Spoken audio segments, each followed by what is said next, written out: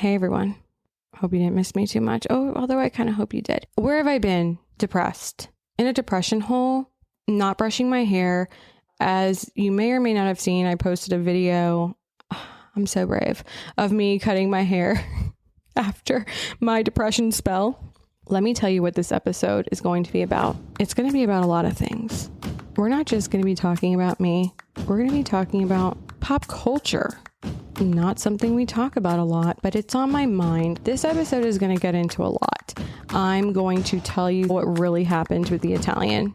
I have not been totally truthful about that. I'm going to be right now. We're going to talk about Bachelor Nation, a topic I work so hard at avoiding, but I'm a vessel of information and I'm not one to mince words. So yeah, we're also going to talk about Blake Lively and Ryan Reynolds because I like the story and we're going to talk about it since there's not much going on in my life at the moment. So we might as well. Real quick, where have I been? What have I been doing the past 2 months? I've been rotting away, and I hate the word rotting. I hate when people say I've been rotting on my couch. Also, why do people say hate such a bad word? I don't know. I think sometimes it perfectly describes how I feel. I hate the word rotting. I try very desperately not to say it. I have been living in my depression. I've been reflecting on this a lot. When I was on Lexapro, what was my day-to-day like compared to now? During the periods I was sad, it was very hard for me to do things as well.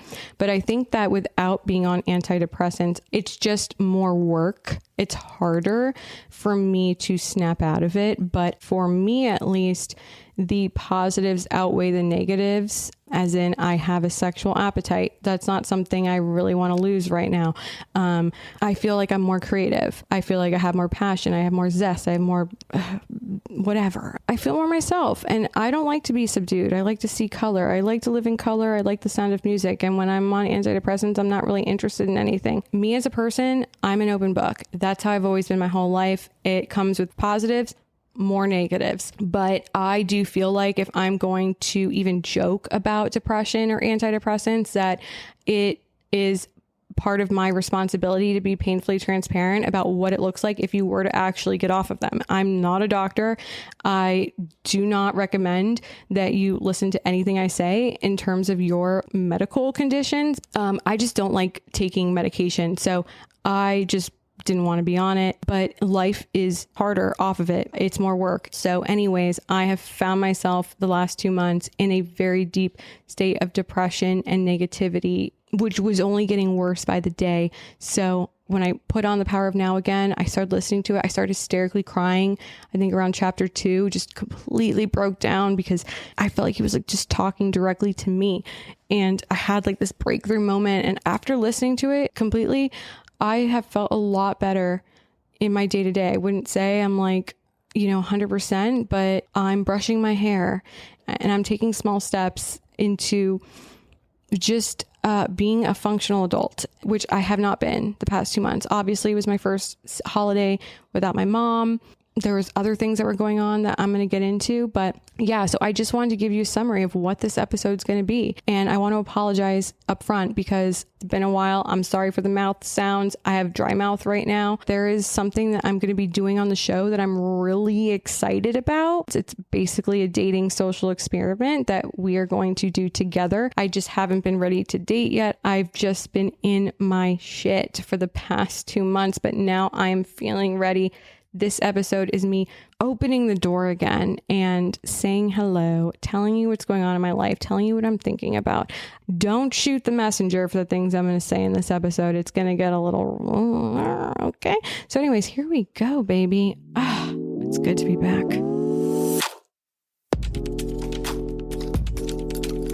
It's Recipe for Crazy, Alanna Noel. Oh, I hear an ambulance. Is that a sign that I need help? I do. Okay. I know you miss me.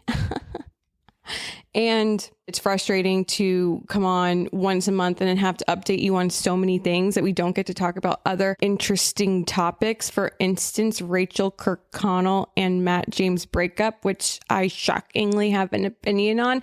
You know, I try to avoid anything Bachelor related because it's just too traumatizing, triggering. I would like to avoid a lawsuit, but you know, I didn't work on that season and I have an opinion on it. We'll get to that in a second. I think you might want to hear what I have to say, or maybe you don't. I don't know. I don't care.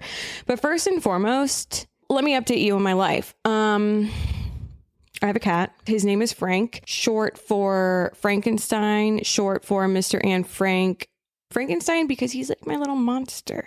Originally, I was like looking into getting like one of those gorgeous like ragamuffin kittens. And then I was looking online and they're like absurdly expensive. And I was like, there's so many cats that are being euthanized. Why would I go spend thousands of dollars on a pet when people are dying, Kim? Okay.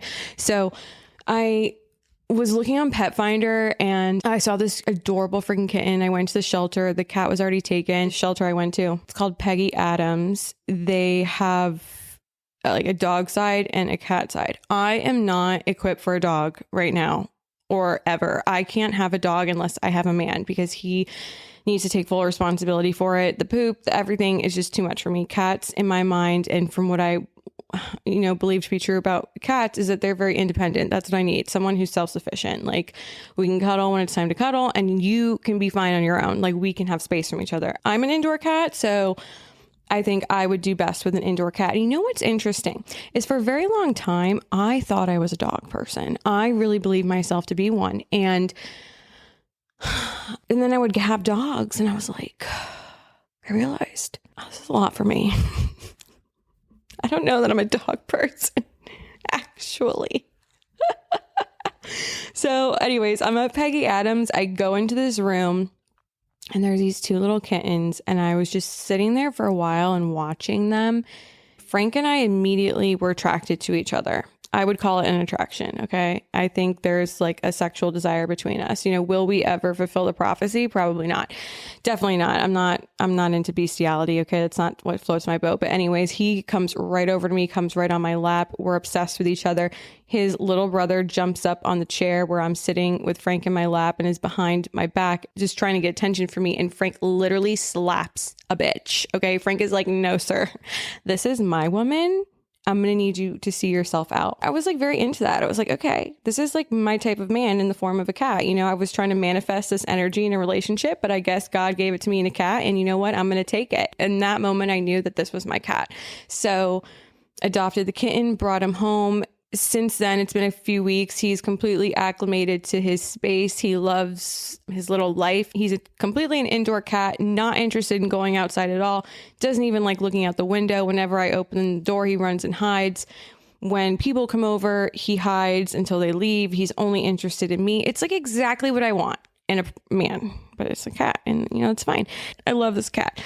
Anyway, so that's that. The last time you heard from me, the last time I took to the microphone, I had just gotten home from the breakup with the official breakup with the Italian. I was like crying, laughing, telling stories. And what's happened since that date. So we haven't spoken at all. Nothing. Okay, so here's a story. I'm going to need a Zen for this.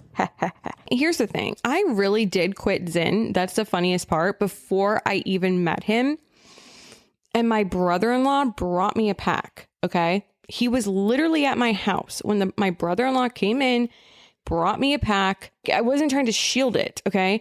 So yeah, like whatever, dude. Anyways. Okay. So whatever. So we have not had any communication except for in one single form. And I'm going to tell you this story. Okay. So this is what happened. So the day before New Year's Eve, sometime around then, my best friend from high school is getting a divorce. She has 2 kids. Her husband had the kids for New Year's Eve. She didn't want to be sad by herself. I didn't want to be sad by myself on New Year's Eve. So we were like, let's do something.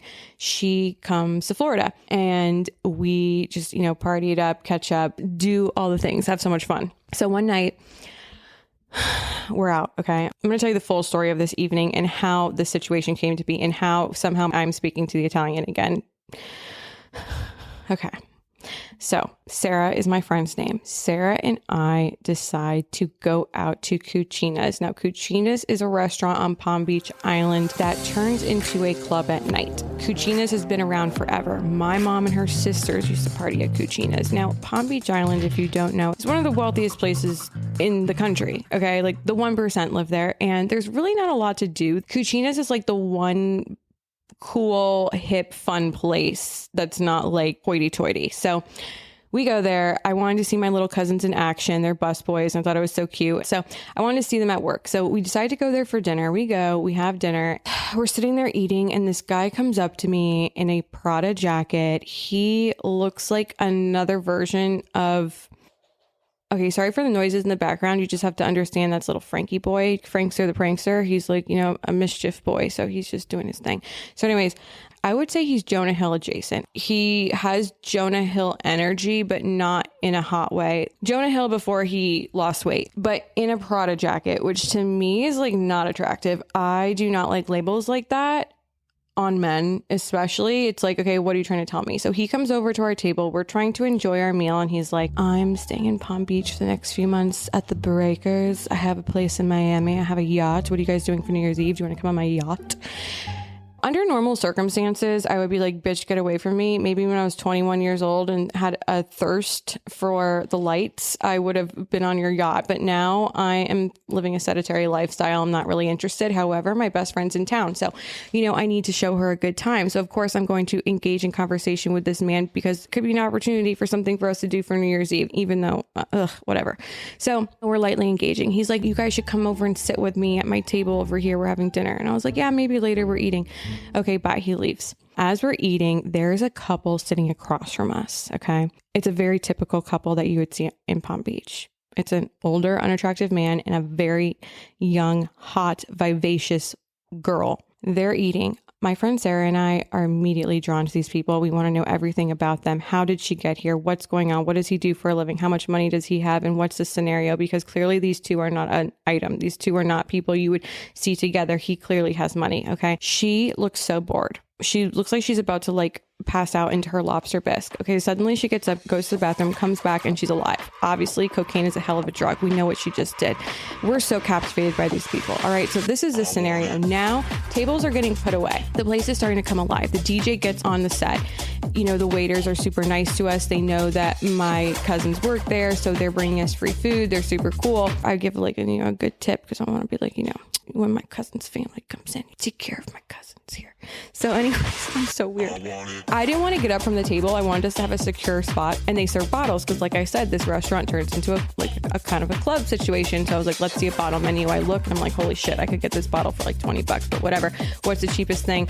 We order a bottle of Veuve. They're like, do you want us to bring a sign? We're like, oh no, we don't need any theatrics. I start thinking, actually, I do want theatrics. So I get up like you would at a Carrabba's or like you would at an Outback, and you go whisper to the server like, oh, it's her birthday. Oh, my friend's getting a divorce. Can you actually bring a sign and put congrats on the divorce? And she's like, oh my God, I love it. So they do it. My little cousin's holding the sign. They come over, all the lights and the glitz and the glam and the bottle of Veuve, and they put it on ice, and we're sitting there. My friend loved it. It was such a vibe. Mind you, ladies, if you want to get attention when you're out, just have someone bring over a sign that says congrats on your divorce. My friend was the belle of the ball that evening. After that, everyone was interested what's going on, especially on Palm Beach Island. Attractive, hot woman fresh out of a divorce, you're ripe for the picking. So anyways, we're enjoying our bottle.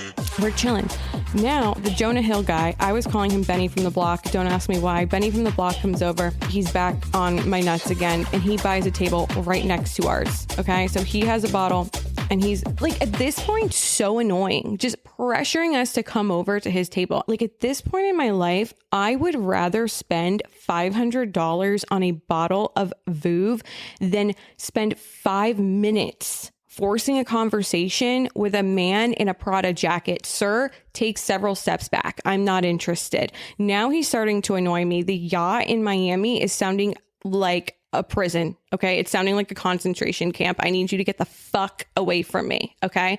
So He's in this group of guys that is so bizarre. It's the most bizarre group of men I've ever seen put together in my life. I don't know how these people came to be. There is another guy, and he is in a Fendi shirt and Louis Vuitton pants, which makes absolutely no sense to me. It's like a clash. You know, I'm not a label whore, but like, I know that you don't mix Fendi with Louis Vuitton. It's bizarre, especially in like a jumpsuit form. It was basically a jumpsuit and it was a Fendi top, Louis Vuitton pants. Made no sense. And he starts striking conversation with my friend and I. He looks exactly like this guy we went to high school with. And we were like, do we know him?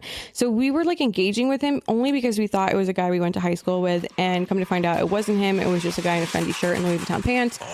He all of a sudden now is walking over and sitting with us at our table. We're making conversation. This guy never once asked our names. He's like, what are you guys doing for New Year's? We were like, oh, we were going to go to Vegas, but instead cuts us off. Oh, you want to go to Vegas? I could have a private jet here in 5 minutes and we could be on there flying to Vegas right now.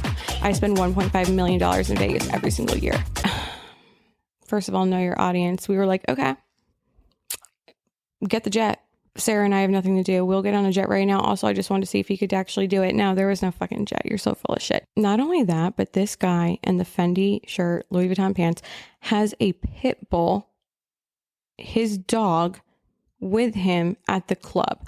This pissed me the fuck off. It was a younger baby dog. Like, he wasn't a puppy. He was probably 2 years old, but he was a baby, and it's a loud club. I hated this man. Why is your dog here? And you're hurting his ears, and he was so scared. My friend and I are like petting him, trying to comfort the dog. Okay, so we have a dog at our table. Fendi, Louis Vuitton pants. And let me remind you, this is all going to circle back to the Italian, but I just wanted to fill you in on this evening because it was so chaotic. Okay. But this all is going to lead to how I got into communication with the Italian.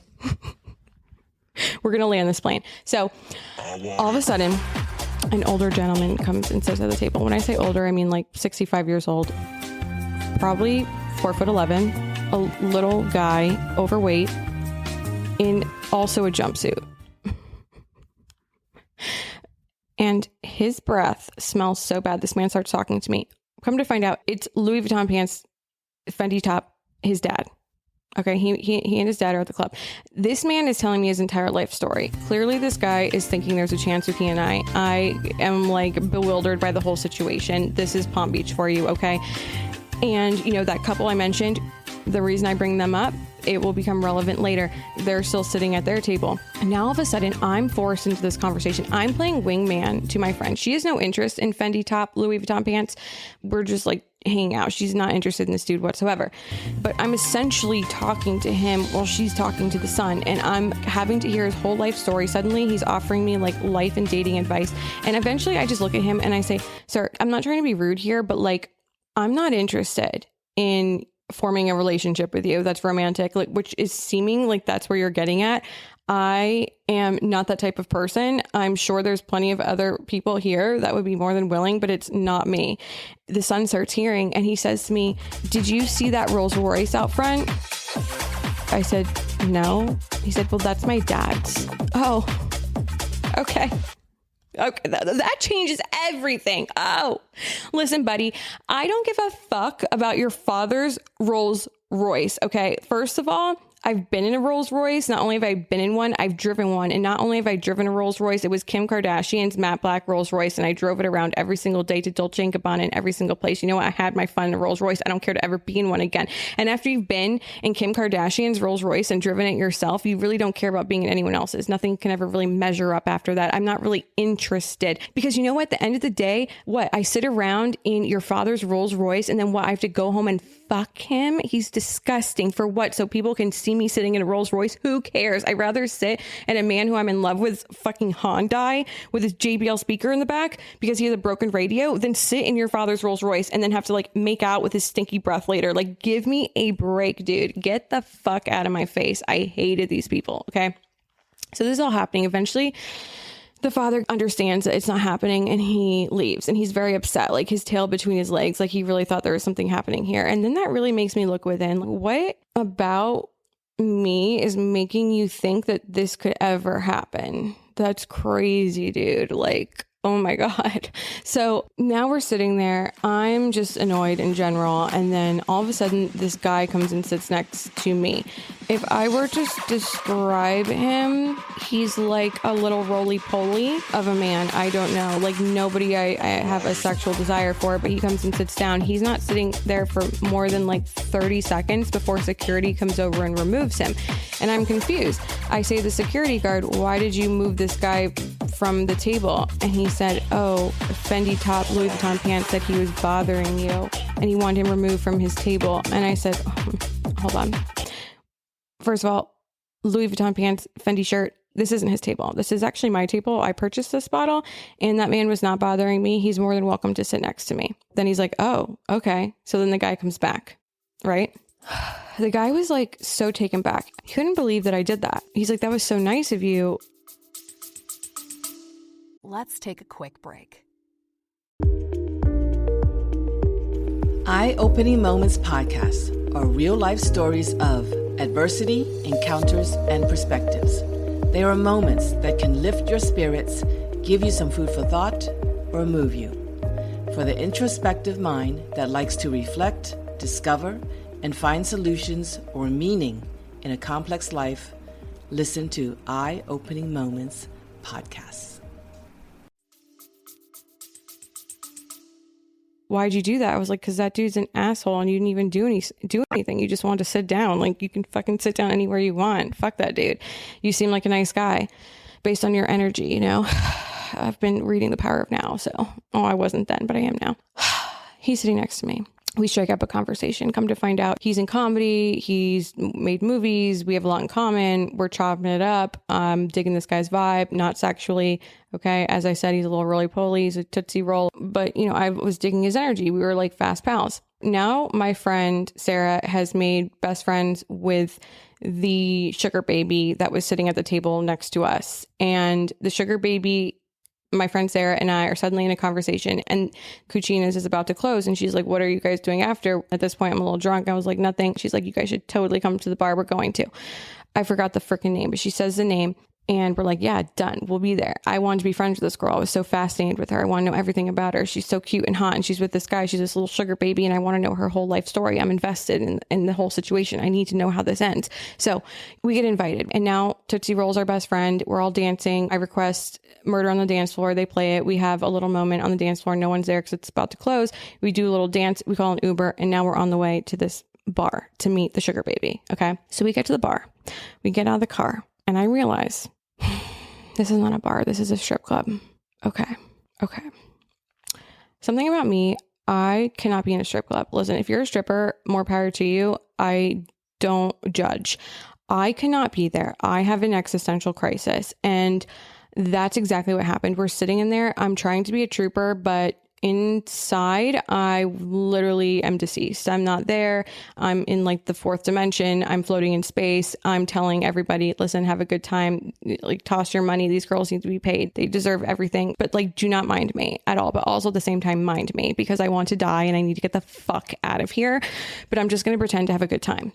And when I say that I wasn't pretending at all, you could totally tell that my soul left my body and I didn't want to be there, but I was trying to be a trooper for my friend. So I was sitting there, they're, they have boobs in their face. I'm just like eating french fries and wanting to leave the planet. All of a sudden, this girl comes over to me who I saw earlier at the bar. And I thought she was so pretty. She's like, oh my God, you're so gorgeous. I just wanted to come say hi. I was like, oh my God, I was thinking you're so gorgeous. What the fuck? And she was there by herself, which also perplexed me. I was like, what are you doing here? What's your story? Why are you here? What is happening right now? And basically, she does things very similar to what that sugar baby does. So we're talking, me and this girl, and the strip club was basically dead. So her and I are just having a conversation. We're talking about dating apps. We're talking about Hinge. And we were like, oh, let's compare each other's Hinges. So she gives me her phone. I give her my phone. We're looking through each other's Hinges. All of a sudden, lo and behold, who do I see? The Italian.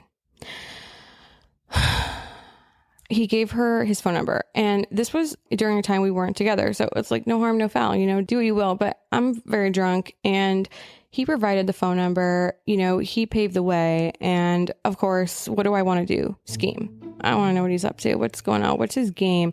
I don't know. I didn't really have an intention. I just wanted to have a little fun. Okay. So I was like, we should text him. And so we do. Actually, we don't text, we call. And he doesn't answer the phone, but he texts, and it's like 5 a.m. at this point. Okay. So we're texting him, and we say her name is Sarah, because I was thinking, well, if he's like secretly watching my stories, he knows my friend Sarah's in town. If I say the name Sarah, he definitely won't think I'm that dumb to like give that name. So I was like, say your name's Sarah, but like drop the H. So we do. So we're texting him, and he's like, I was just like getting up to go to the gym, which like he would say that to me all the time, but he would never actually go to the gym. But like, okay, dude. So we're in a conversation with him. We're talking. He's like, oh, I don't remember you. She's like, oh, wow, you already forgot. Like, da da da. So we keep going. And then the next day, I guess he like texts again, like in the afternoon. And she was like sending me screenshots. And I was telling her, let's just forget it. So it's the afternoon. It's the day before New Year's Eve. And he's texting her, he's wanting to FaceTime. And at this point I was like, let's just forget it. Let's move on. And earlier in the conversation, and also in the Hinge conversation, he talked about the fact that he had dated crazy girls in the past, that he's like met a lot of crazies lately, things like that, which reminded me of what he told me when we first started talking, which is the same thing. He said the same exact thing to me, that he's dated a lot of crazies. Of course, me, like I've been called crazy on multiple occasions. Hence the name of the podcast. Okay. We all know. So when a man tells me I've dated crazy girls, I need to know more. I need to know the context. So I remember asking him like, what is crazy? And he told me the stories, and they legitimately checked out as crazy. For instance, one of the stories was he started talking to this girl, and when they met up in person, her head was completely shaved. She had gauges in her ears, and talked about being like an eagle, or like, I don't know, something weird. It was like very bizarre situation. So like that to me is legitimately crazy. Like this girl is like showing up talking about channeling eagles and things like that. Like, okay, that's not like whatever. But then he also told stories about how ex-girlfriends had stalked him in the past. Some girl camped out inside of his room for multiple days, like scaled a building to get inside the apartment. And it all was like legitimately checking out. I hate the word crazy. I'm going to get into this later in the episode when I talk about Rachel Kirkconnell. Now in retrospect, I actually understand why his ex-girlfriends probably did what they did, if there's truth to anything he said, because what he does is so manipulative and traumatizing. I understand why they would do those things. I take it with a grain of salt, because what he does, if there's any sign of controversy or if there's any struggle, he completely cuts you off and won't even have a conversation with you about it and doesn't provide any closure. And that is abuse. I'm sorry, but when you are in a relationship with somebody and there's an issue and one of the people is like, you know what, I'm not going to talk to you at all. I'm not going to give you any type of closure. I'm going to completely cut you off, block you on every single thing possible, and you don't get any type of closure from me. That is enough to drive someone crazy. Even if you don't even like someone, love someone, but you have some type of connection to them. It's like a psychological game. When you completely cut somebody off, will not talk to them, it drives the other person crazy. So I understand why these girls were driven to the brink of insanity by him. So anyways, I tell her to say, you've mentioned a couple times that you've dated crazies lately. And I'll be totally honest with you. My ex-boyfriends would probably describe me the same way. Like, I don't know if we're a good fit. And I had her say that in hopes that like, he would be like, okay, bye. But of course not, because there's probably a piece of him that enjoys it. Like, he likes the attention. Clearly he likes to drive people crazy, because he continually repeats the same patterns and doesn't understand why he keeps getting the same results, which is actually the definition of a psychopath. So anyways, she says that, and he wants to know more. He doesn't leave it at that. He's like, what did you do? Okay. So I vaguely describe what I did with him. And he goes, well, that's nothing compared to like the last girl I dated. She was a bottom of the barrel, narcissistic influencer with a fucked up dad and this and this and that, which I was like, wait a second. I've never spoken poorly about my father to him. And I know that for a fact, because first of all, I don't look at my dad in a negative light. Like, my dad has passed away.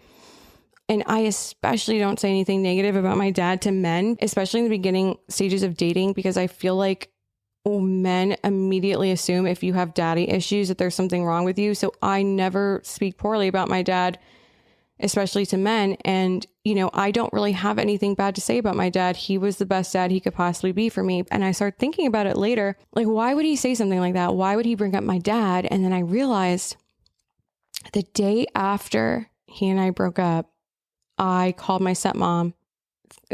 I had this whole plan to go to New York City and do all these things. And I woke up the next day after that breakup and I was like, you know, I need to go see my dad. I hadn't seen my dad's grave since he passed, and I hadn't seen my stepmom. And my stepmom was a really amazing person to me growing up. She really took care of me. I love her. I care about her. And I had been avoiding her for a long time because I just wasn't ready to face my dad's death. Anyways, I went and saw my stepmom the very next day. I filmed the whole thing. I made a YouTube video. I'll put the link in the description if you want to watch it. But I was thinking, like, why would he say something like that? Then I realized, like, maybe he saw that YouTube video and maybe at this point he realized that it was possibly me, or maybe he had an inkling that, like, this wasn't a girl from Hinge, or maybe it was and I was involved, or he just knew what was going on. So I think he was like testing the waters. Like, let me say something really fucked up about her dad, because maybe that will provoke her. But then it didn't seem like he did know it was me. I wasn't sure at this point yet. Sorry if I'm talking so fast and sounding a little crazy. It's been a while. So, you know, I'm trying to get back into the groove of podcasting. So anywho, and then he said, this is what he said. He didn't say the thing about the dad yet. Actually, that came later. What he said in the first part was, she's a low-key drug addict. I don't do drugs. I barely drink. So I'm like, well, what drugs did she do? And he says, Zyn. And I go, as in nicotine? I'm not going to lie, I vape. He says, well, at least you're honest about it. All she did was lie. And I said, well, to be totally honest with you, if I was actually interested in pursuing a relationship with you, I probably wouldn't lead with that. I'm trying to quit and blah, blah, blah. And that's when I think he realized it was me. And that's when he started saying the things about the dad, my dad. My immediate thought when he brought up my dad was, I recalled that he talked about seeing ghosts. And I was like, wait a second.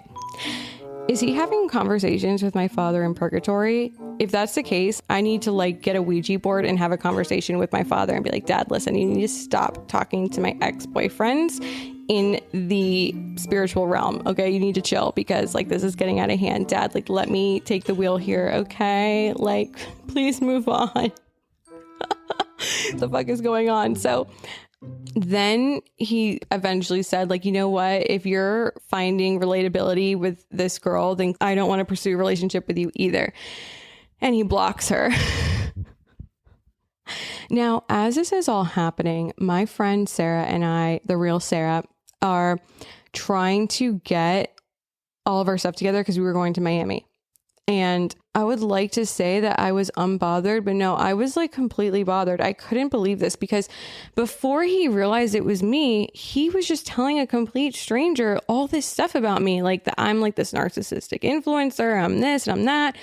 In that moment, I could have asked, as the fake Sarah, well, who is she? And I'm sure he would have said it, but I didn't, because there was a part of me that was scared. Like I was trying to steer the conversation away from me, because I didn't want to know like all these things he was saying. And then I regretted doing it and I felt like shit. And I was like, damn, like this guy really hates me.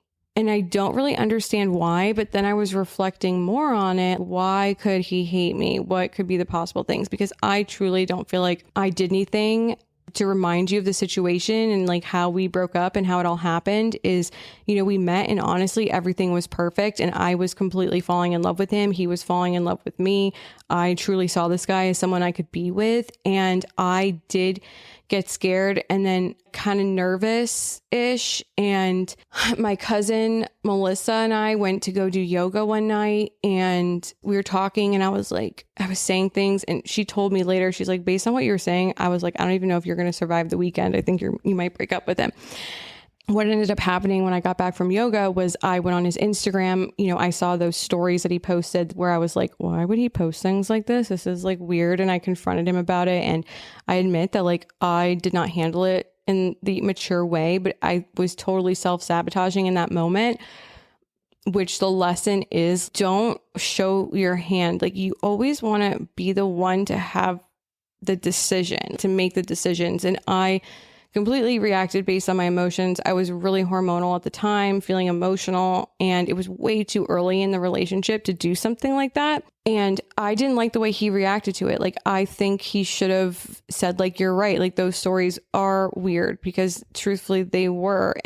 But instead he kind of like freaked out on me and said, like, I asked you not to set me up for failure and you did. And where I'm fucked up is the next morning, he didn't like call me back that night. We had a heated phone conversation. The next morning I woke up, I didn't hear anything from him, and I texted him and basically said, fuck off. And if you watch my YouTube video, you'll hear part of the voice memo he sent me, but he sent me this long voice message saying that like he was genuinely in love with me and I ruined it, and I'm clearly looking for something toxic, which I'm not. I just think that I just am not a perfect person. And I think like a situation like that is, I guess, how you figure out if you're compatible. And clearly we're not, because it could have just been like a simple conversation and it would have been over, but instead it blew up, and it absolutely shouldn't have. But like, if it didn't happen then, something else would have happened later. And he said he was in love with me, and then he blocked me.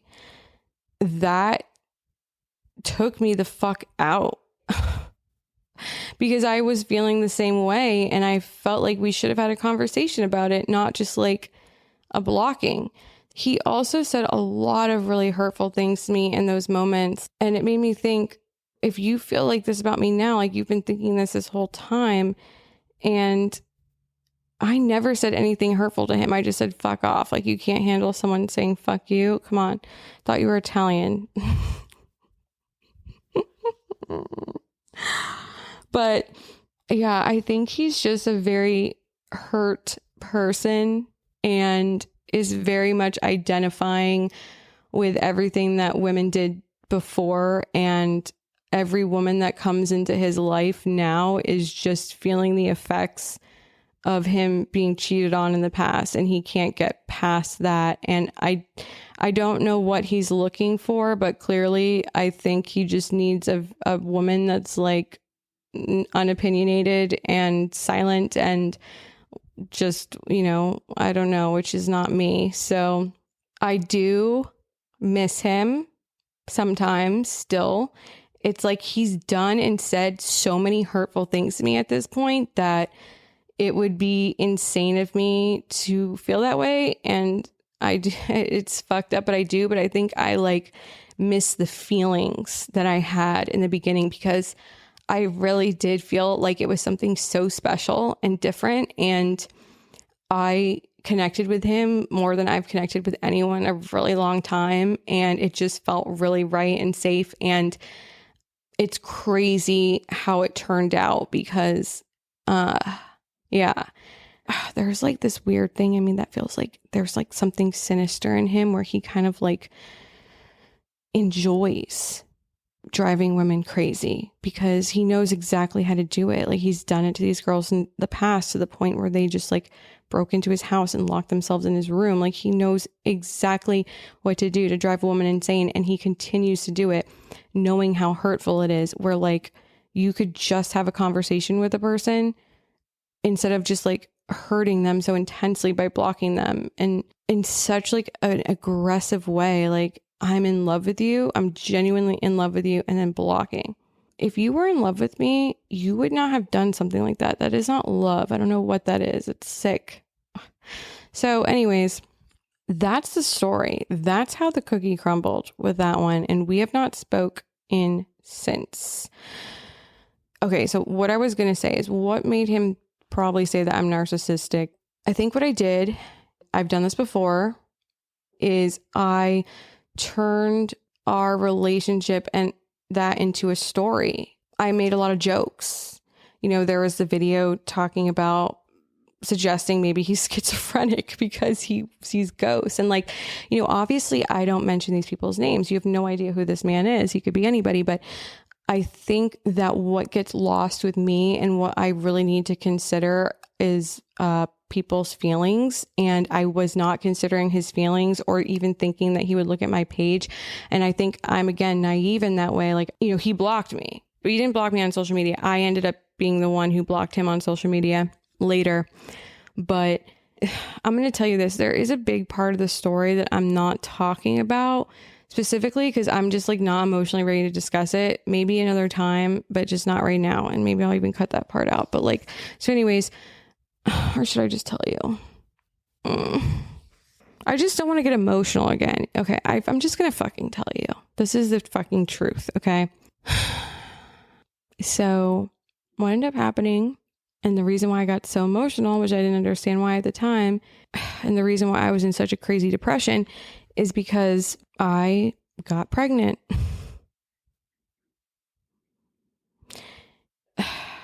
This is the other reason why he calls me a liar. First of all, he was just coming inside of me over and over again. And I was on birth control and I wasn't sleeping with anyone for a really long time. So I was inconsistent with it, So if you don't remember, when Kooks and I broke up, I was pregnant. I took the abortion pill.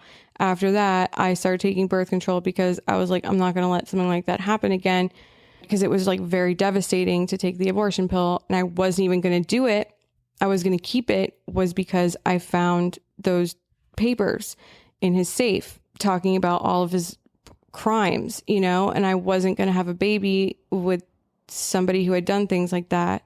So it was just too much at once. And so that was the reason for that. And then I was inconsistent with the birth control. He and I started dating. He was obsessed with coming inside of me.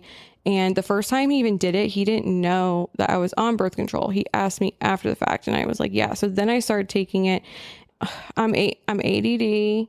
Okay. I'm not the most put together person. We know this. And I need a schedule. Okay. I was inconsistent and I got fucking pregnant. Okay. So then I'm pregnant. And what's crazy is I made a fucking joke on my story about being pregnant. And then I was freaking pregnant. And then I went on my stories and as soon as I found out, I deleted all of them. And I was oh my God, what is happening? So I took a picture of the pregnancy test and I text him from my dead mother's phone number because he had me blocked. Okay.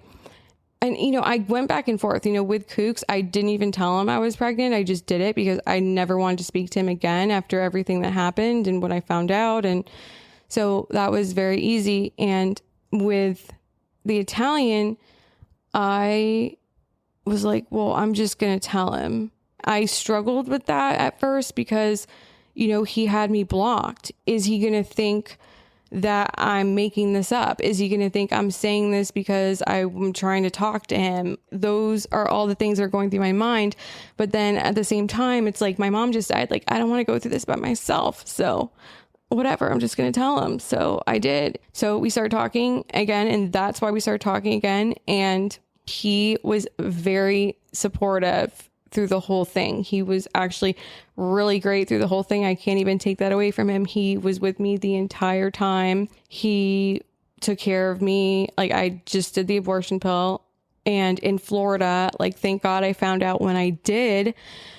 What's so crazy is the reason why I even took a pregnancy test. It's so weird. So before we broke up, I was at his house, and this is when I was starting to get annoyed with him. I was at his house and he forced me to watch this YouTube video, and it was funny at first, but then eventually was not funny. And I was oh my God, I need to go home. And I wasn't really feeling good. He was annoying me for whatever reason, and obviously because I was hormonal, and I was I have to go home. And so I went home and I started throwing up.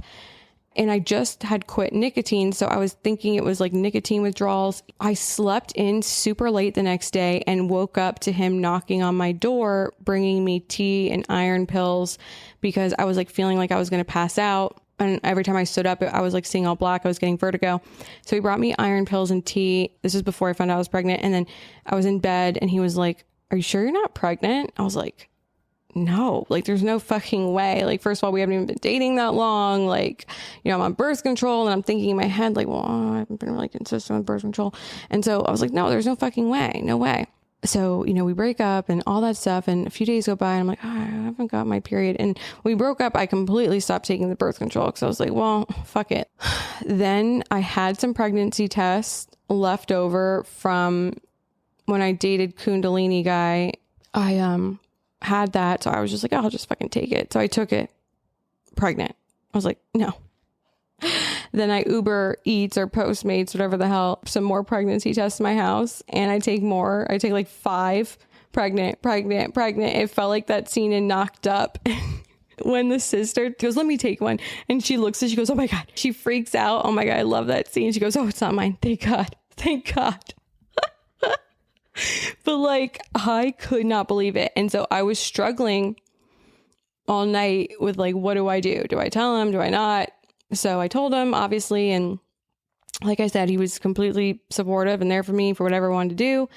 However, I wanted to handle it. And he took care of me throughout the whole thing and slept over the whole weekend, made me pizza. We watched movies. And then we started having these conversations like maybe this was meant to happen. Like maybe this was supposed to bring us together. I was kind of losing my shit. I was like totally an emotional basket case because, you know, last time I went through this, I was like, I will never let this happen again. I wouldn't say I'm like a huge proponent of like abortions. Like if I had to do the surgical one, I probably would have kept it. I also just don't feel like I'm in the emotional space. But like, that's so selfish to say. Like, I hate even the fact that I said that. Like, it's like a human life. Like, it is not lost on me that I literally am taking a human life. And that is like what has killed me the past couple months and part of why I've been so depressed. Anyways, so one night, it was like a Sunday night and he was over. I was getting mixed signals from him. So I said something like, you know, I am making this relationship into more than it is. Maybe I've romanticized this situation. Maybe it was all me. Like, and he got so mad at me, threw something in the sink. This is why you frustrate me so much. Like, you say one thing and you say something else. Because also during this time, before I took the abortion pills, I was going to California for this TikTok event. And I wrote him a letter while I was at the airport. I was feeling really emotional and I wrote him this whole letter and I gave it to him when I got back. And in the letter, it was like talking about how in love with him I was and whatever. And he's like, you know, first you write me this letter about how you're in love with me. And now you're telling me that like maybe you romanticize this. No, this was real. I felt all those things. This is what frustrates me so much about you is like you're wishy-washy. Like 1 second you're like this, 1 second you're like that. I feel like he was making it into way more dramatic than it was. Like, I don't think that's true. Whatever. So then he like leaves, just storms out of the house and then comes back and is perfectly fine and normal. He like brings me back a heating pad or whatever the hell. And then things were weird and whatever. So then this is the other thing he did that, okay, I felt like, and this is such a lesson. Okay. Sorry for all the mouth sounds. Okay. I'm like dehydrated. So, okay. Obviously now you know a huge piece of the story that was missing. So I can like fill you in on other shit. It'll all make sense. So, okay. After the abortion's said and done, right? This is what perplexed me. And this is a lesson for everybody. This is why you have to be so careful what you tell a man, especially in the beginning, because some people are just not good people and they'll weaponize it. So when we started dating, my birthday, Christmas were coming up. We were already talking about spending the holidays together. Things were moving very fast.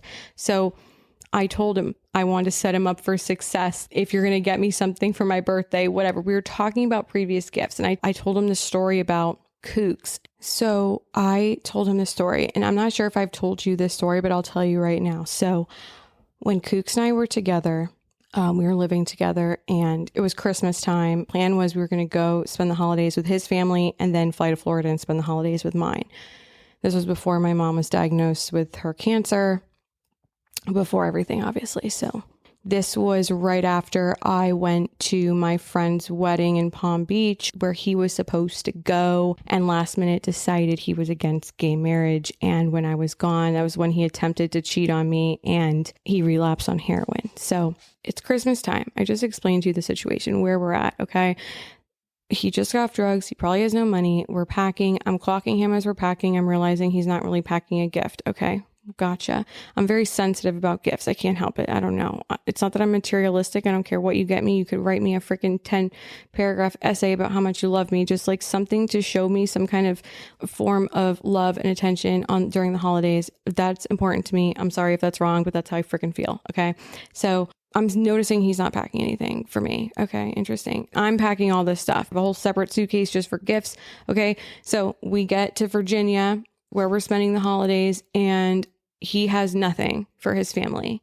That is making me feel upset for the kids. So I start Amazon ordering things to the house to say it's from like both of us, you know, like extra stuff. I already had gotten them gifts, but it was nothing crazy. So I wanted to get something more because these kids idolize their uncle. You know, I didn't want them to have a Christmas where their uncle like didn't get them any gifts. So I was like getting upset because that sucks for a kid. I did not want that for them. So I started ordering stuff and I don't owe these kids anything. I don't owe anybody anything. I'm ordering these things, whatever. It starts dawning on me like it's Christmas Eve and I'm starting to realize this is fucking embarrassing. I am the one supplying all these gifts. Like I know his mom knows the situation and we're going to wake up Christmas morning and he's going to have nothing for me, just going to be empty handed. So I started getting like very emotional about it. And so I approach him one night. We're sleeping on like a foam mattress topper or something in the basement in their gym and their parents are like 7 feet away in the guest bedroom.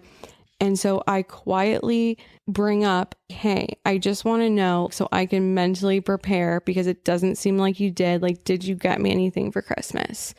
And he starts flipping the fuck out, dude. Like, that's how you know. That's how you know someone's guilty. Putting the blame all on me. Like, how could you say something like that? I did get you something and now you've ruined it. Here I am apologizing. He tells me what he got me. And before he told me, I was like pleading with him. Please don't tell me. Please don't tell me. Like, cause I do love surprises. But he ended up telling me and he's like, you ruined it. It's all your fault. Here I am apologizing. Like, why am I apologizing? I've just spent hundreds and hundreds of dollars to make sure that your family feels loved by you during the holidays after your relapse from heroin. And here I am apologizing because he didn't get me a gift on Christmas, or he did supposedly, and it's not getting to here till after Christmas. Bottom line, and what I was trying to get at is, listen, I don't give a fuck. This is what I wish I said. I don't give a fuck what you got me. Am I going to wake up Christmas morning and be embarrassed in front of your entire family because I got everyone gifts? And yeah, I was. So this is the night before Christmas Eve. Christmas Eve, he goes out with his dad to Home Depot. Okay. I knew what he was doing. He was going to get me something, right? Okay. Of course, that's what he did. And I know this guy has probably like $50 in his bank account. You know what I mean? So what is he going to do? Of course, Christmas Day comes. It's fucking awkward. Okay. Everyone's opening gifts. We all know what the situation is. Like, they know that I got all these gifts and he didn't do anything. Like, everybody knows. But it's not about any of us. It's about the kids. Okay. So then I opened my gift from him. I can't remember what I got him. I know I got him something good. I can't remember what it was, but I know it was something good because I'm really good at giving gifts. So I opened my gift from him and it's a neon heart that you plug into the wall. Even Frank is like perplexed by this. That's his reaction to it. It's like plastic and you plug it in the wall. It was so embarrassing. Okay. Oh my God, thank you. What the fuck, dude? Point of this story is I told the Italian this, okay, and like how traumatizing it was, and how like the thing that I really didn't like about it is like him telling me what he got me, but I ruined it. And the funniest thing about that whole situation is, I think it was like February, and I was like, oh, whatever happened to that Christmas gift? Because, you know, like Valentine's Day was already coming up, and he's like, oh, it's like still delayed. Eventually comes. It's like a freaking, dude, okay, it's like a, I don't even know, 20 by 10 black and white enlarged picture of us like the picture we posted when we hard launched our relationship that you literally could go have printed at CVS. I'm not kidding. Okay. I'm not kidding. Which that picture was ultimately, which is the funniest part, full circle, the reason how everything exploded the way it did. Because when I found out my mom had cancer and I went to Florida and I came home, the picture was off the wall because I came home unprompted and the picture was off the wall. And that's when I knew that like there were bitches over this house. And that's when everything exploded and things turned out the way they did. It was like this domino effect. So that photo actually led to his own demise. And if you don't remember, you can go back and listen to those episodes. That's when he was like, oh, I just like, took it down because I missed you so much. I couldn't bear to look at our picture. Okay. Anyway, so I told the Italian this story, right? And this is the weird thing. The weird thing is, so when we were together and everything was good, he asked me for pictures of me and my mom together. He's like, send me your favorite pictures of you and your mom. So I did. And I figured it was for like a gift or something because, my birthday's coming up and all that. So he ends up telling me basically the same exact freaking thing that I told him that Kook said, which was like, you ruined it. I was going to get you this. And he tells me he was going to get me this necklace that projects a picture that you put in there, something like that. And he was going to put me and my mom. And then I was thinking like, is he saying this because I told him this traumatizing story and he's like re-traumatizing me or making me feel like I'm the problem? Like it all felt very calculated, but I don't know. Maybe I am just a person who goes into relationships and ruins everything. Maybe that is just who I am. I don't know. So anywho, this leads up to like my last episode. I go over his house and that's when the Zin falls out of my boot. So, okay, there you go. We didn't talk again. The real full story is the next week I went to my appointment. I thought he would have texted or called me because he knew when my appointment was and he didn't. So I text him. I'll just read you the text. I thought you would have checked in this week to see how the last appointment went, but nothing. Between that and ending my first birthday without my mother in the worst way possible, brought on by your outburst over a Zin, I'm left to assume you just lack empathy. I have no idea who you are and feel like the person I miss doesn't exist. This has been devastating. I hope you heal for the sake of the future woman who comes into your life. You really were so incredible in the beginning and a person who deserves so much love. And I loved that person. I'm sorry I brought out this side of you and we ended up in this position. My heart breaks every day thinking of what I had to do. Doesn't seem like it makes a difference to you, but I wouldn't know. And he said, yeah, that's a text you sent someone at 6:40 a.m. I love that you lied about being on birth control, causing this whole situation to happen and ruin a potentially good relationship, but I'm the one that needs to heal for future relationships. That's exactly why I didn't write you anymore, Alanna. I'm not going to bother going back and forth with you just to give you attention and leave the door open for you to try and come in and see me and ask for a hug and all that bullshit. Hope you're feeling better. Take care. 10 hours later, I text back and said, I don't know what I did to become your enemy, but it was never something I intended on being, and all I had was love for you. I never lied to you about birth control. You came inside of me before even asking. Not here to argue with you. Take care. And then I realized I was blocked. So then I was like, fuck that. I'm not going to let him get the last word. Fuck that. I screenshot the text, sent it in WhatsApp and said, blocked by the person whose child I just had to abort. You don't even know if I'm okay. How could you block me after that? This message will truly never hit you. I'll be the one blocking you now. Goodbye. And then I blocked him on there and I blocked him on social media. And then that's the last time we spoke.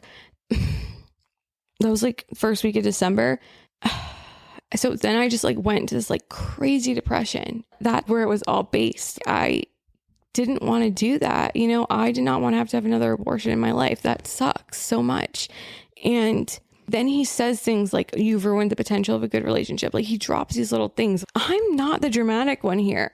I'm a liar because I mistook my birth control and accidentally got pregnant. I'm a liar because I didn't fully quit Zen. I'm a drug addict because I enjoy nicotine. Like, these are huge stretches. He's taking a lot of liberties here with how he's describing me as a person.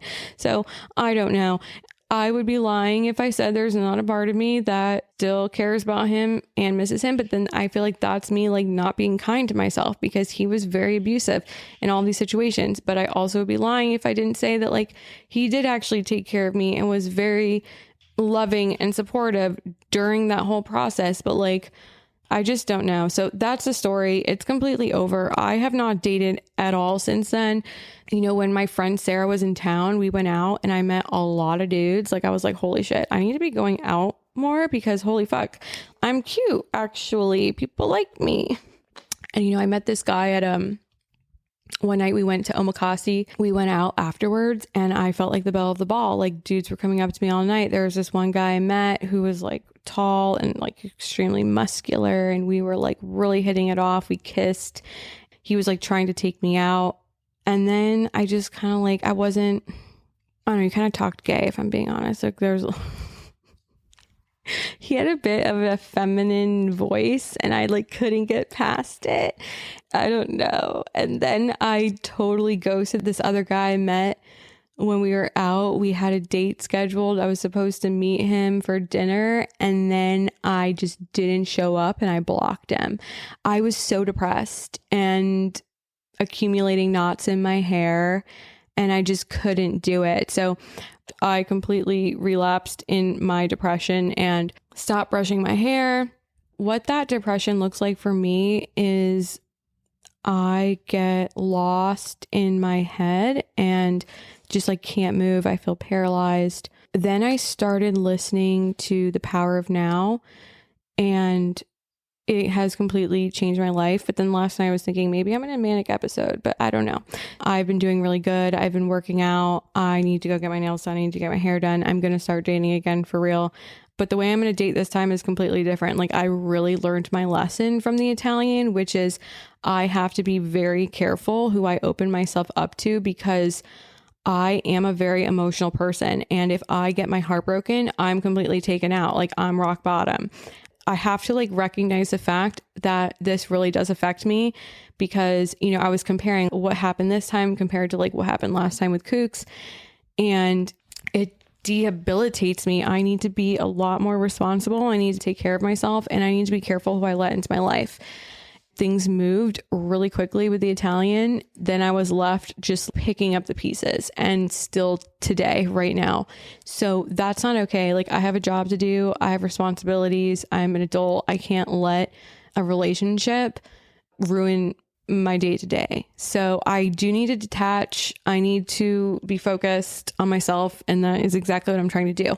So, okay. Now you know the truth and nothing but the truth. So help me God. Let me get into the Call Her Daddy episode, because I really actually do want to talk about this. Let's talk about Call Her Daddy. Let's talk about The Bachelor for a moment. So there's a couple things I want to talk about. Number one, okay, so I always know when there's something going on in Bachelor Nation, because all of a sudden my stories on Instagram will like be popping off and I'll have triple the views.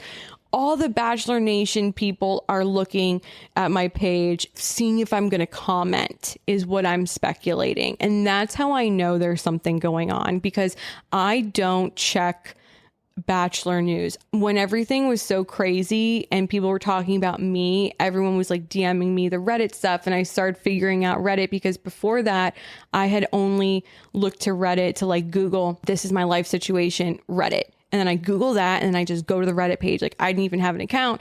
I didn't have the app on my phone until everyone started talking about me on there. And then, you know, I started looking, and then it got so toxic and bad, because at one point everyone was like on my side, and it was like super easy to read at that point. Like, everyone likes me, but then people turned on me, and then it was like everyone was saying how crazy I am, and like, oh my God, reposting my freaking videos on there where I look insane because I was going through the worst time of my life. So I was like, okay, I have to like step away from this, because I am catatonic at this point. So anyways, I don't frequent the Reddit page. I don't frequent the, you know, gossip of Bachelor Nation, but I know when something's going on, because again, like, everyone from the Bachelor world is looking at my stories, and my views go up like crazy on my stories specifically. because as you may remember, that's where I went nutso when all the other shit was happening with Blake Horseman and with Kooks and all that stuff. So anywho, before Rachel Kirkconnell stuff, I knew something was going on that probably involved me in some way because of my stories. And this was like maybe a month or a few weeks ago.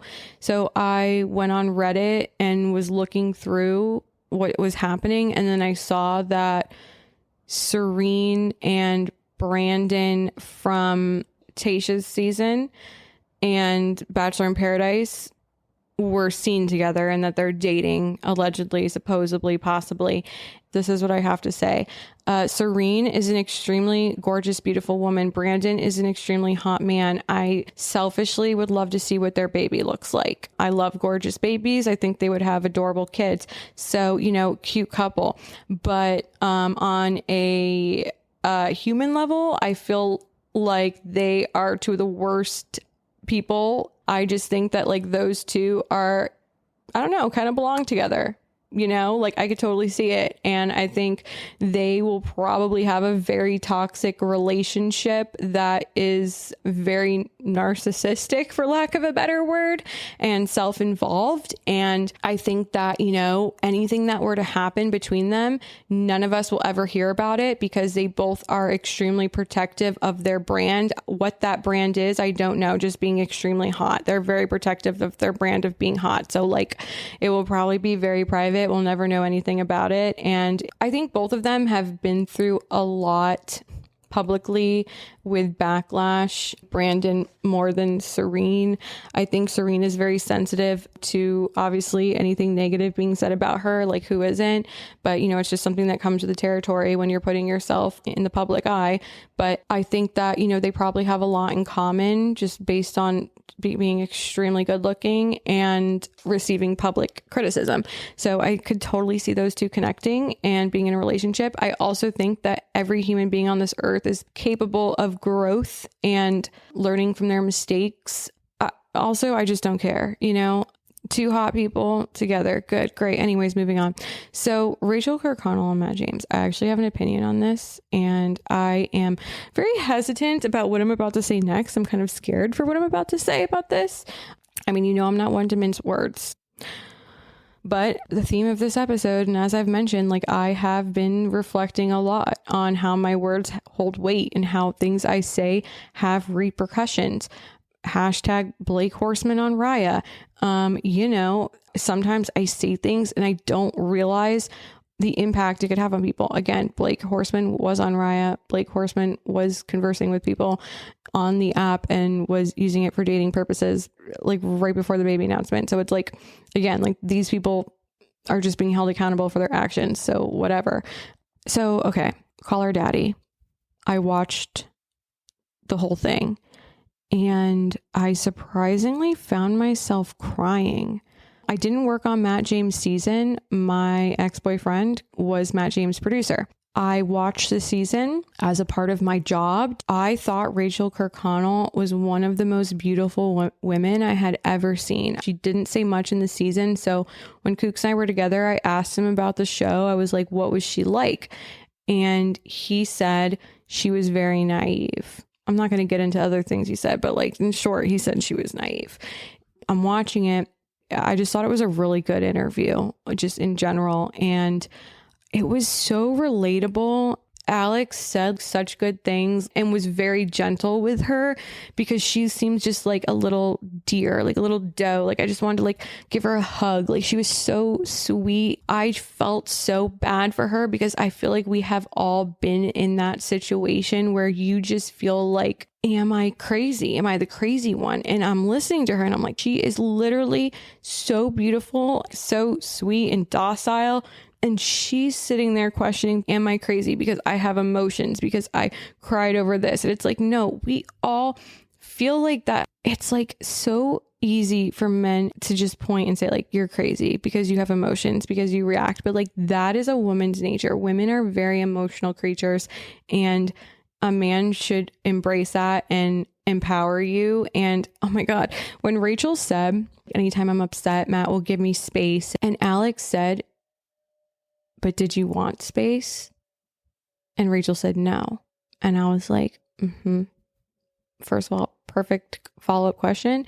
And no, she didn't. He just didn't want to deal with her emotions because he didn't want to be in that relationship. That is not a supportive partner. And I think that Rachel is being very sweet and kind publicly out of respect for him, and also probably doesn't realize what's happening and like how this relationship was emotional. I hate to say the word abuse, but like it was emotional abuse. I'm scared for what I'm about to say. Unlike Rachel, I am not gentle with my words. Okay, this is my perspective on Matt. And I'm not saying this to be a bitch. I'm just gonna give you my honest opinion because I did get that tea in depth, in full, in excruciating detail. Okay, because, you know, I am a person that asks questions and I love a human interest piece. I'm very fascinated by people, how they work, the psychology. I think that's why I did so well in working in reality television. My perspective is that Matt James is a very confused person.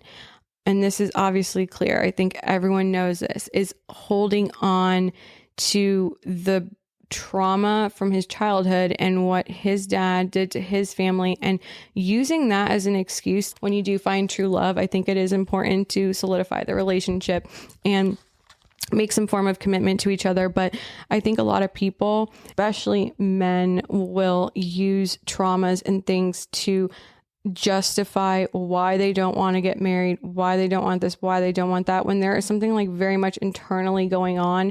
And I really don't think it has anything to do with Rachel.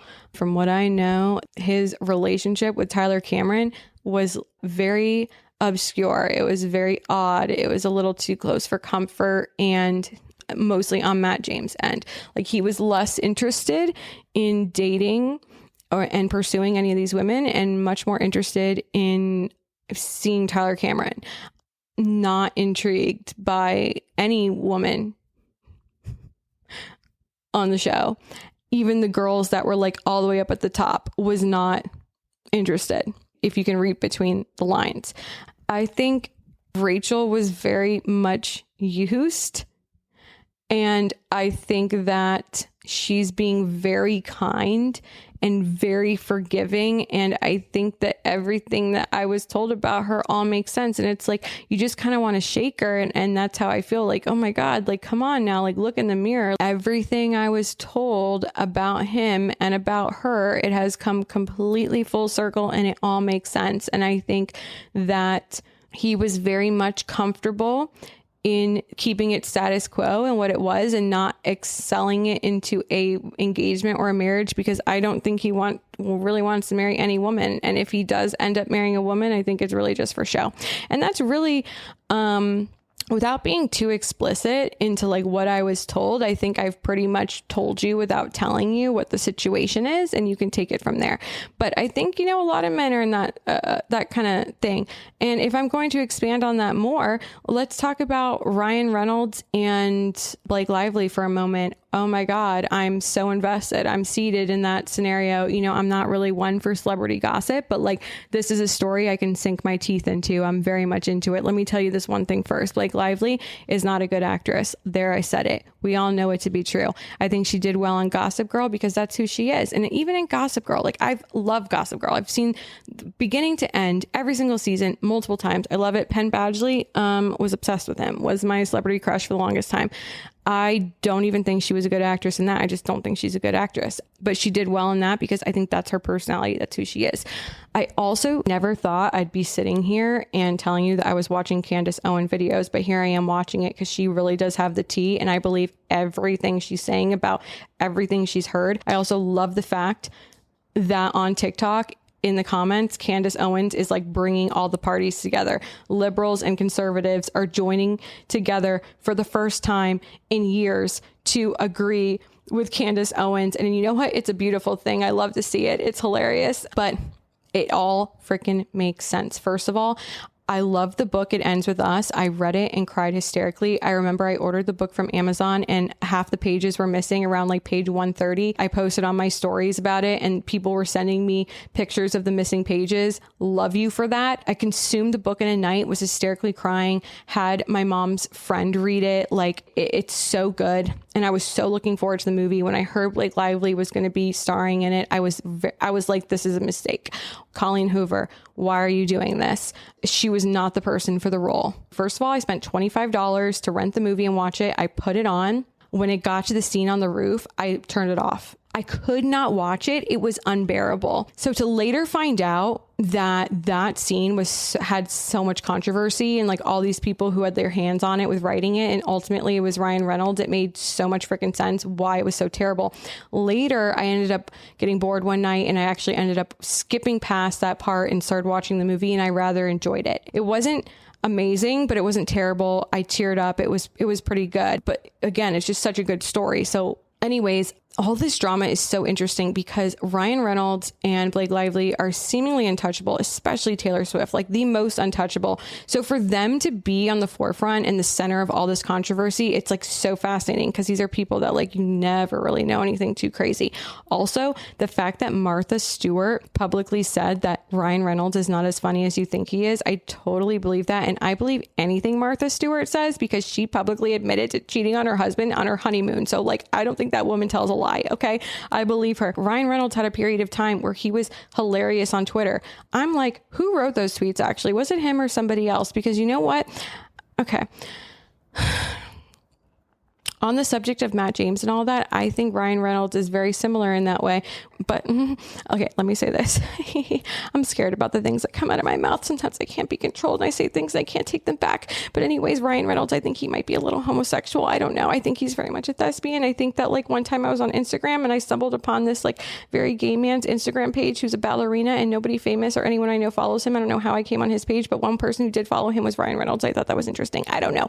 Anyways, let's get past that for a second. First of all, this is why you don't get into a relationship with somebody based on cheating, because it never ends up in a good situation. Let's not forget that Ryan Reynolds was married to the most gorgeous person alive, which is Scarlett Johansson. And he met Blake Lively on set, and obviously they played it right. They waited a while, not that long, but they were together immediately after. I don't remember exactly. I'm probably fucking up on the details of how the split happened with Scarlett Johansson and Ryan Reynolds, but it's very clear that what happened was Ryan and Blake Lively got together while they were on set of whatever horrible movie they were on. And that led to the demise of Scarlett Johansson and Ryan Reynolds. ScarJo obviously ended up on top because now she's married to a hilarious regular ass dude. I mean, he's not a regular dude. He's on SNL, but he's so funny. And I would say in like the scope of the celebrity world that he's regular in comparison to Ryan Reynolds. And I think that like makes so much more sense for her because she seems like a real down to earth homegirl. Okay. Like I ride for Scarlett Johansson till the day I die. And I pray that they're still together. I don't really know. I haven't looked into it, but I hope that I'm not like fucking that up right now. So anyways, their relationship started. He was married. Okay. And this all happened. So of course, a thief thinks everyone steals. She's on set on this new production. Let's not forget, like Blake Lively doesn't really do a lot anymore. And she hasn't really been in, from what I can remember, a leading role in a romantic movie in a long time. And this is a very intimate movie. You know what I'm saying? Here's the thing about working on set. It doesn't matter if it's a reality show, a movie, it's TV series.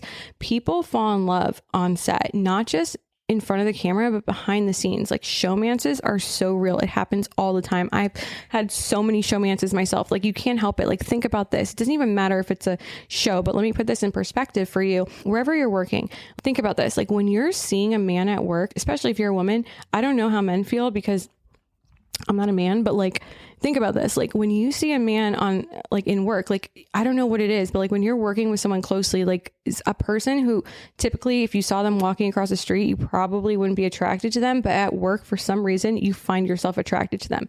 Now, just imagine if you were at work every single day and you were also staying in like a remote location and you were sleeping in the same hotel or whatever the case is, and you're together 24/7 and working in these very intimate, sometimes emotional environments. You fall in love with people. I can't explain it, but it fucking happens all the time. So the fact that that's how they met, And now Blake Lively is in a very similar situation on a movie where it's a romantic movie. And then you have this dude, Jason Baldoni, if that's his name, if I said that right, I'm sorry. And he's an attractive guy. He's like this thespian. He's different. He's whatever. And I think Ryan Reynolds, I don't know if it's jealousy. I think it's more ego. Okay. And fearfulness. Candace Owens said this, and she got it from a reliable source. And I totally believe it. The fact that he showed up to set one day and asked for the dailies, first of all, why? That's so bizarre. And the dailies are basically everything that was shot in a day. And he just came there out of the blue and asked for this. Clearly something happened. Clearly he heard something and he wanted to know what the fuck was going on. And he went to set and tried to figure it out. I totally think it was Ryan Reynolds' ego that took over everything. And that is why all these things are falling into the places they are. It makes so much sense. I do think Blake Lively is probably a little bit of a cunt. And that is proven in all of her interviews and how she just moves in the public. She's just kind of a bitch. But like, I don't think she's a bitch enough to like have the director and the executive producer of the show be in the basement on the premiere night of the movie. I totally think that was a Ryan Reynolds move. It's just so bizarre and it makes so much sense. I don't know. I find it so interesting and fascinating. And I have to go back and check on Candace Owens' Instagram stuff. Anyways, this episode went in a lot of directions and I apologize for being so all over the place. But the bottom line is a lot of these men are gay. Okay. That's just the truth of the matter. And confused. And, you know, sexuality, much like everything else, it's a construct. As far as Rachel Kirkconnell and Matt James are concerned, I think that was a long time coming. We all knew they were going to break up. We all knew that wasn't going to end in marriage. You know, I don't know if I'd say gay, but maybe Matt James is just like asexual. I think that perhaps he's just like one of those guys. I think we all know them where like they don't really like women per se. It doesn't mean that they're gay, but like I don't imagine Matt James is a person that goes down on you. I just don't see it. I think that Rachel's probably going to have her world rocked and her DMs are going to be flooded because that girl's drop dead gorgeous. She's super sweet and respectful. She is total wife material.